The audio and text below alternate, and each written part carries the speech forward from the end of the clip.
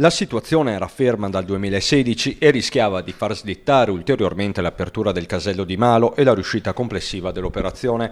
In queste ore la svolta con il GIP del Tribunale di Vicenza che ha autorizzato il concessionario Superstrada Pedemontana Veneta SPA a proseguire con il cantiere della Galleria Naturale sul lato di Malo, bloccato di fatto dopo il grave incidente del 19 aprile 2016, quando un enorme masso si staccò dalla volta, piombando addosso a Sebastiano Laganga, 54 anni, che stava guidando una macchina escavatrice. Il concessionario, ricorda la società, ha sviluppato 7 campi di prova per testare direttamente la migliore soluzione di chiodi in acciaio e betoncini e scegliere la più affidabile, risultanze che sono state allegate alla richiesta di dissequestro. Già il 7 novembre scorso il Tribunale aveva ridotto le aree sequestrate adiacenti al costruendo casello di Malo. E novità arrivano anche su un altro fronte caldo per la viabilità berica, la TAV tra Verona e Altavilla Vicentina, i cui lavori sono previsti non prima del 2021, con l'istituzione di un tavolo permanente. A coordinarlo ci sarà la provincia. Gli interlocutori sono sicuramente tutte le associazioni di categoria, tutti i comuni, i sindaci coinvolti dalla tratta